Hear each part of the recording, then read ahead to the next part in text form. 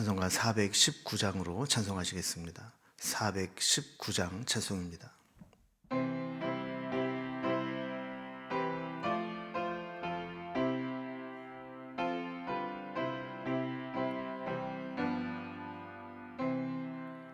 주 날개 밑 내가 편안히 쉬네. 밤 깊고 비바람 불어쳐도 아버지께서 날 지켜주시니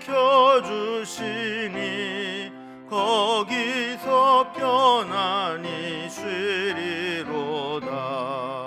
주 날개 밑 평안하다. 그 사랑 끈을 짜니뇨. 주 날개 밑 내 쉬는 영혼 영원히 거기서 살리. 주 날개 밑 나의 피난처 되니 거기서 쉬기를 원하노라.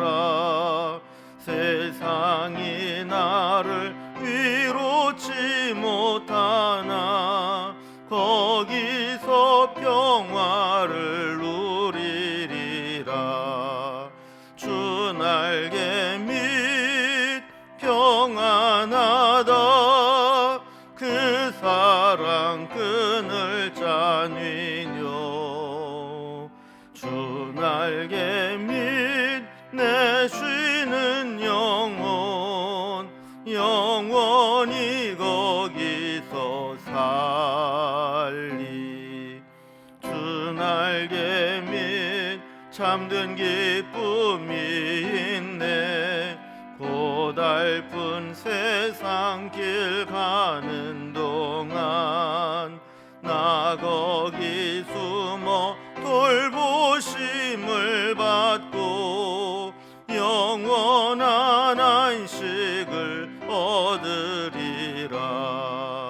주 날개 밑 평안하다. 그 사랑 끈을 짜니뇨. 주 날개 밑 내 쉬는 영혼 영원히 거기서 살리. 아멘. 오늘 우리에게 주신 하나님 말씀은 시편 61편 1절에서 8절까지 말씀입니다. 시편 61편 1절에서 8절까지 구약성경 845면에 있습니다. 시편 61편 1절에서 8절까지 말씀을 제가 봉독하겠습니다. 하나님이여 나의 부르짖음을 들으시며 내 기도에 유의하소서. 내 마음이 약해질 때에 땅끝에서부터 주께 부르짖으오리니 나보다 높은 바위에 나를 인도하소서. 주는 나의 피난처시오 원수를 피하는 견고한 망대이심이니이다. 내가 영원히 주의 장막에 머물며 내가 주의 날개 아래로 피하리이다. 주 하나님이여 주께서 나의 서원을 들으시고 주의 이름을 경외하는 자가 얻을 기업을 내게 주셨나이다. 주께서 왕에게 장수하게 하사 그의 나이가 여러 대에 미치게 하시리이다. 그가 영원히 하나님 앞에서 거주하리니 인자와 진리를 예비하사 그를 보호하소서.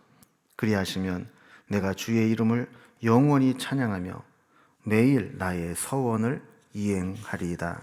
아멘. 우리가 흔히 절체절명의 위기를 만나고 더 이상 피할 곳이 없을 곳까지 몰리게 될 때 우린 벼랑 끝에 몰렸다, 또 궁지에 몰렸다 하는 표현을 쓰는데, 오늘 이제 시편에 있는 이 시인은 땅끝까지 쫓겨난 것으로 표현을 했습니다. 오늘 우리가 살펴보게 될 시편 61편은 표제에 그 시에 대한 배경이 설명되어 있지 않습니다. 하지만 이제 시의 내용을 잘 살펴보면 그가 대강 어떤 상황에서 지은 시인가라는 것을 우리가 이제 유추해 볼 수 있죠. 그는 역시 이렇게 쫓기다가 더 이상 도망갈 곳이 없는 그런 막다른 골목에 갇히게 되었을 때 하나님을 바라보면서 드린 기도가 바로 시편 61편이다. 이렇게 볼 수 있을 것 같습니다. 성경학자들은 이 상황이 다윗이 사울 왕을 피해서 도망 다닐 때 지은 시가 아닌가 이렇게 보기도 하고, 또 압살롬의 반역으로 왕궁에서 도망 나와서 더 이상 도망갈 곳이 없을 때 지은 시다 이렇게 보기도 합니다. 어쨌든 다윗이 이렇게 도피 생활을 하면서 더 이상 숨을 곳이 없고 도망갈 곳이 없는 곳에 처하게 되었을 때 하나님의 도우심을 구하면서 드린 기도다 이렇게 볼 수 있습니다. 그래서 그는 지금 상황은 땅끝까지 몰린 것 같지만 하나님께서 높은 바위 위로 나를 올리시고 주의 날개 품 안에 품어달라 하는 내용이 오늘 시의 전체적인 내용입니다. 이제 좀 한 절 한 절 살펴보면서 오늘 시를 한번 돌아봅니다. 1절에 보면 하나님이여 나의 부르짖음을 들으시며 내 기도에 요의하소서라고 이제 시작합니다. 다윗은 지금 상황이 매우 답답하고 하나님께 호소하지 않으면 견딜 수 없는, 하나님께 도움을 요청하지 않으면 살 길이 없는 그런 상황 가운데에서 하나님께 부르짖고 기도하고 있으니까 하나님께서 이렇게 부르짖음을 들어주시고 내 기도에 유의해달라, 그런 기도를 드리는 겁니다. 그렇다면 왜 다윗이 이렇게 하나님께 부르짖고 기도할 수밖에 없는 그런 상황에 처하게 되었을까요? 2절에 보면 그가 처한 상황을 이렇게 묘사합니다. 내 마음이 약해질 때 땅끝에서부터 주께 부르짖으오리니 나보다 높은 바위에 나를 인도하소서 그랬습니다. 지금 이 상황을 보면 이제 다윗은 땅끝에서부터 지금 부르짖고 있는데 마음이 약해질 대로 약해져 있다라고 고백하고 있는 것이죠. 여러분, 여기에서 우리가 땅끝에서부터 주께 부르짖는다 그랬는데, 이 땅끝은 우리가 흔히 우리식으로 표현을 하면 막장에 몰렸다, 막장과 같은 상황이다 이렇게 볼 수 있습니다. 그러니까 더 이상 피할 곳도 없고 더 이상 비참해질 곳도 없고 이제 막다른 골목에 와 있다라는 거예요. 또 이 땅끝이라고 하는 것은 나를 도와줄 사람이 없고 피할 곳도 없어서 아주 외롭고 고독하고 불안한 상황 가운데 있다는 겁니다. 이런 곳에 있다 보면 자연스럽게 우리 마음도 연약해지지 않겠습니까? 그래서 마음이 낙심되고 연약해져서 이제 할 수 있는 것은 하나님밖에 볼 수 없다라는 거예요. 여러분, 땅끝까지 몰리게 되면 평상시에서 우리가 얻을 수 없는 유익함이 있습니다. 땅끝에 몰리면 뭐가 보일까요? 우리가 땅에서 도망을 가다가 더 이상 못 가는 곳이 어디냐면 앞에 바다가 있을 때입니다. 또 낭떠러지나 절벽이 보일 때입니다. 앞에 바다가 가로막고 있고 낭떠러지나 절벽이 있으면 더 이상 갈 수가 없습니다. 그래서 이 도망갈 수 없고 피할 수 없는 상황에 처했다라고 생각을 하게 되면 낙심이 되는 것이죠. 지금까지는 그래도 이쪽으로 조금 더 가면 피할 수 있겠다, 도망갈 수 있겠다, 어디 내 몸을 숨길 수 있겠다, 이런 기대감을 가지고 여기까지 왔는데 더 이상 도망갈 곳이 없다라고 하는 현실을 딱 맞이하게 되면 절망할 수밖에 없는 것이죠. 그런데 여기에서 신기한 일이 하나 생겨납니다. 세상 사람들에게는 땅끝이 곧 막장이고 막다른 골목인데 하나님의 사람들에게는 그곳이 새로운 출발점이 될 수 있다는 겁니다. 급하게 도망을 다니다 보면 지금 당장 내 눈앞에 있는 곳을 피하는 것, 이것밖에는 보이지 않습니다.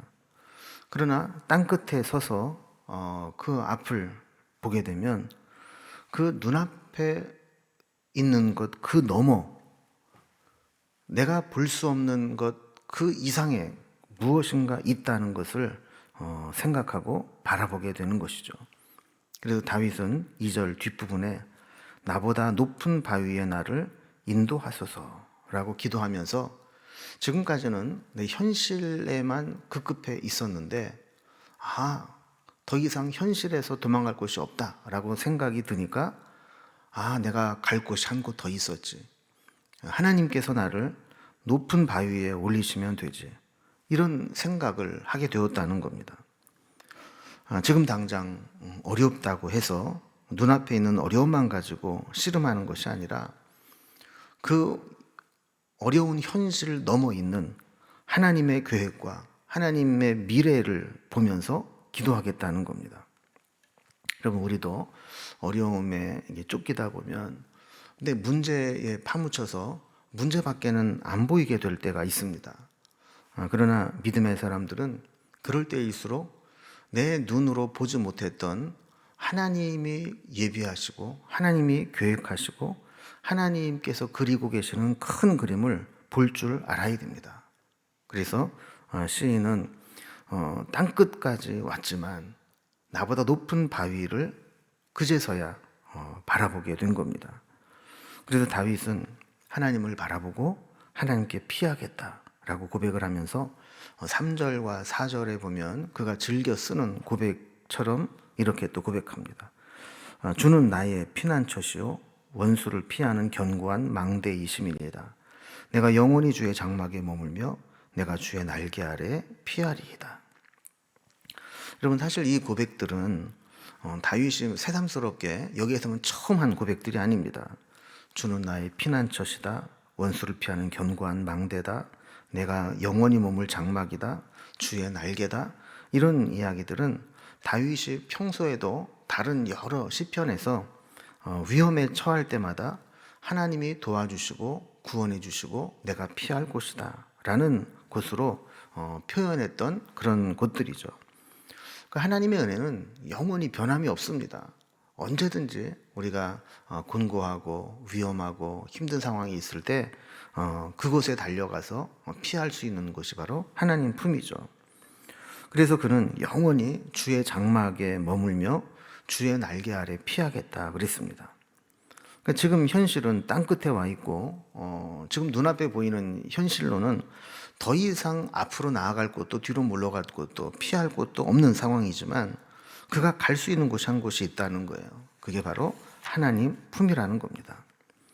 여기서 장막은 일반적으로는 유목민들이 거주하는 텐트와 같은 주거 시설이지만 성경에서 장막은 종종 하나님의 임재하시는 성전을 가리키는 용어로 사용되기도 합니다.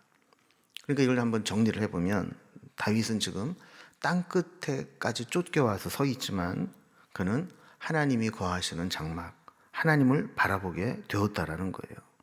그래서 하나님께로 피하고 하나님께로 가면 더 이상 도망갈 필요가 없다는 것이죠. 그래서 5절 이하에 보면 하나님께 기도를 드립니다. 근데 이 기도들을 잘 살펴보면 참 의미 있는 기도입니다.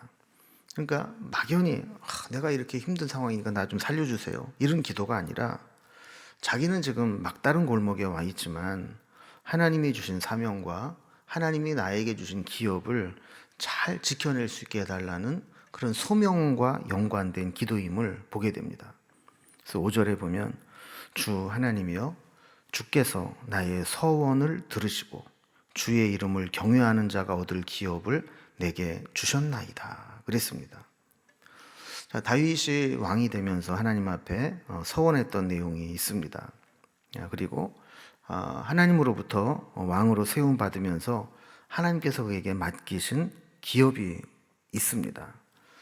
다윗은 이것을 알았기 때문에 자기는 지금 땅끝까지 지금 몰려와 있지만 하나님이 나에게 주신 그 소명, 사명, 기업 이것을 잘 간직하며 또 지킬 수 있게 해달라고 기도하는 겁니다. 하나님은 하나님의 백성을 다윗을 통해 하나님의 뜻대로 통치하도록 하는 것, 그래서 이스라엘이라는 나라를 하나님의 기업으로 세우는 것, 그것이 하나님께서 다윗에게 주신 기업이었습니다. 자, 그런데 만약에 다윗이 이렇게 쫓겨다니다가 완전히 망하거나 죽게 되면 행여라도 하나님을 경외하지 않는 자가 그 왕의 자리를 이어받아서 자기 멋대로 통치해버리게 되면 이스라엘이라는 나라는 더 이상 하나님의 기업으로 존재할 수가 없다라는 것이죠. 여기에서 우리는 다윗의 신앙을 보게 됩니다. 다윗은 자기가 사느냐 죽느냐 어떻게 되느냐 이것보다도 우선 하나님께서 주신 기업이 유지될 것인가 망가질 것인가 이것을 염려했다라는 거예요. 믿음의 사람은 늘 사명이 먼저이고 하나님 나라가 먼저이고 하나님의 뜻과 교회가 먼저입니다. 믿음이 없는 사람들은 우선 자기부터 챙기고 자기만 생각하고 자기가 살아야 되고 심지어는 교회나 하나님의 뜻은 어떻게 되든지 나만 손해 안 보고 나만 싫은 소리 안 듣고 나만 별일 없고 나만 피해보지 않으면 된다 이렇게 생각을 하지만 다윗은 그렇지 않았다는 거예요. 내가 죽는 게 문제가 아니고 내가 하나님 앞에 뒀던 서원을 지키지 못할까 봐 그리고 하나님이 내게 주신 기업을 내가 잘 관리하지 못할까 봐 그것이 걱정이 되어서 기도했던 겁니다. 그리고 6절과 7절은 왕을 위한 기도입니다. 뜬금없이 왕에 대한 내용이 나오는데 이게 사실은 의미가 또 연결되는 겁니다. 선정을 베푸는 왕이 장수하고 또 하나님의 은혜를 입어서 오랫동안 선정을 베풀며 왕위에 머물러 있게 되면 그것은 왕에게도 복된 것이 되지만 사실은 백성들에게 복이 됩니다. 그래서 다윗은 왕으로 세움받은 자기 자신을 위해서 기도를 드리는 겁니다. 다윗은 그걸 알았어요. 내가 건강하고 내가 평안하고 내가 성령 충만하고 내가 하나님의 뜻을 이룰 수 있어야 하나님이 맡겨주신 기업, 하나님의 나라 백성들도 하나님의 은혜와 축복 가운데 살 수 있다는 것을 알았던 것이죠. 그래서 6절에 보면 그 하나님이 세우신 왕에게 하나님이 어떻게 해주기를 원하는가 하는 기도의 내용이 나오게 됩니다. 6절에 주께서 왕에게 장수하게 하사 그의 나이가 여러 대에 미치게 하시리이다 그랬습니다. 자, 장수하게 된다, 그의 나라가 여러 대에 이어지게 된다 하는 이야기는 하나님의 약속이 이루어지려면 지금 다윗이 비록 막다른 땅끝에 와 있다 할지라도 여기서 죽거나 또 다윗에게서 그 통치가 끝나서는 안 된다는 거예요. 다윗은 지금 위기에서 벗어나는 것이 목표가 아니고 그 이후에까지, 그래서 짧게는 자기가 장수하면서 그리고 길게는 다윗의 등불이 꺼지지 않고 후대에 대대로 하나님의 뜻을 이루는 왕들이 세워져서 하나님께서 그 민족에게 왕을 다윗을 통해 주시고자 하는 은혜를 누리게 하는 것, 그것이 다윗이 원하는 거라는 겁니다. 이것은 다시는 하나님의 뜻을 거스르는 자에게 하나님의 나라가 흔들리거나 질밟히는 일이 없도록 하나님이 세우신 자가 하나님의 뜻대로 나라를 다스리게 해달라 하는 겁니다. 자, 그러면서 다윗과 그의 후대가 자기와 같은 신앙 고백으로 이스라엘을 다스리는 다윗 가문의 왕들이 되게 해달라고, 그리고 그들에게 하나님의 인자와 자비로 보호해달라고 기도합니다. 그래서 7절을 보면 그가 영원히 하나님 앞에서 거주하리니 인자와 진리를 예비하사 그를 보호하소서 그랬습니다. 다윗의 첫 번째 사명은 하나님 앞에서 그가 영원히 거주하는 겁니다. 하나님을 떠나지 않고 하나님의 뜻을 분별하여 행하는 것입니다. 그리고 그의 후손들이 그 사명을 감당해내게 될 때 하나님이 인자와 진리를 예비하셔서 그들을 보호해달라고 기도하는 것이죠. 마지막 8절에 보면 그리하시면 내가 주의 이름을 영원히 찬양하며 매일 나의 서원을 이행하리이다 그랬습니다. 자, 이렇게 자신과 자신의 가문을 통해서 하나님이 주신 기업과 또 계획들을 잘 이룰 수 있게 된다면 그는 평생을 영원히 하나님을 찬양하고 하나님께 했던 서원을 이행하며 살아가겠다라고 고백하는 겁니다. 여러분, 우리가 이 세상을 살아가면서 어떤 것이 가장 큰 축복일까요? 어떤 게 가장 은혜를 입은 모습일까요? 어떤 사람들은 이 세상에서 원하는 것들을 다 이루고 또 아주 풍성하고 넉넉하게 부유하게 살아가는 것이 축복이다 이렇게 생각할지 모르지만, 사실 제일 큰 축복은 우리가 평생토록 하나님을 찬양하는 믿음을 지키는 것, 그리고 내가 하나님 앞에 서원한 것, 하나님 앞에 작정한 것을 이루며 하나님의 내 서원한 것을 이룰 수 있도록 계속해서 하나님의 은혜를 입는 것, 이것보다 더 큰 은혜와 축복은 없는 겁니다. 그래서 다윗은 지금 이렇게 어려움 가운데 있고 땅끝까지, 막다른 골목까지 몰려온 것처럼 보이지만, 하나님 앞에 계속해서 찬양하고 또 하나님 앞에 서원했던 것을 온전히 이행하며 살아갈 수 있도록 해달라고 기도하는 것이죠. 이제 오늘 말씀을 정리해 봅니다. 다윗은 땅끝에서부터 하나님이 세우신 높은 바위 위를 바라보았고, 그 속에서 독수리 날개가 보호하듯이 보호해 주신 하나님의 은혜를 기다렸던 것을 보게 됩니다. 여러분, 우리가 지금 처해 있는 땅끝과 같은 상황은 무엇일까요? 경제적인 어려움일까요? 아니면 영적인 문제일까요? 건강의 문제일까요? 자녀의 문제일까요? 어떤 상황이든 땅끝에 몰려 있다 생각이 들지라도 우리에게 은혜를 베푸시고 우리를 사람의 손이 닿지 않는 높은 바위에 올려주시고 주 날개 품에 품어주시는 그 하나님을 바라보고 주님을 붙잡고 기도할 수 있기를 바랍니다. 기도하면 땅끝이 하나님이 역사하시는 새로운 시작점이 될 수 있습니다. 우리가 보기에는 더 이상 나갈 곳이 없고 땅끝이라고 여겨졌지만, 그 속에서 하나님을 바라보게 되면 우리가 평소에 보이지 않던 새로운 세계, 영적인 세계, 하나님이 보여주시는 세계가 보여지게 되는 겁니다. 마치 독수리 새끼가 둥지 아래에만 있을 때에는 그 둥지 안이 이 세상이 전부인 것처럼 여겨지지만, 어느 정도 장성해서 어미 독수리가 그 둥지를 흩고 또 절벽 아래에서 그를 밀어서 날개짓을 하고 날기 시작해 보면, 그 둥지 안에 있을 때는 보이지 않던 새로운 세계가 얼마나 광활하게 펼쳐져 있는가를 보게 되는 것처럼, 땅끝이 그냥 막다른 골목이 아니라 하나님이 함께 하시면 새로운 하나님의 세계를 볼 수 있는 출발점이 될 수 있다는 것을 우리는 오늘 말씀을 통해 보게 됩니다. 그래서 우리가 땅끝에 몰린 것 같을 때일수록 하나님을 바라보고 하나님이 세우신 높은 바위 위로 올라가서 독수리 날개 품에 품어주시는 그 하나님의 은혜를 기다려야 될 줄로 믿습니다. 우리에게도 땅끝이 높은 바위가 되어 찬송과 장막의 자리가 될 수 있기를 소망합니다. 기도하겠습니다.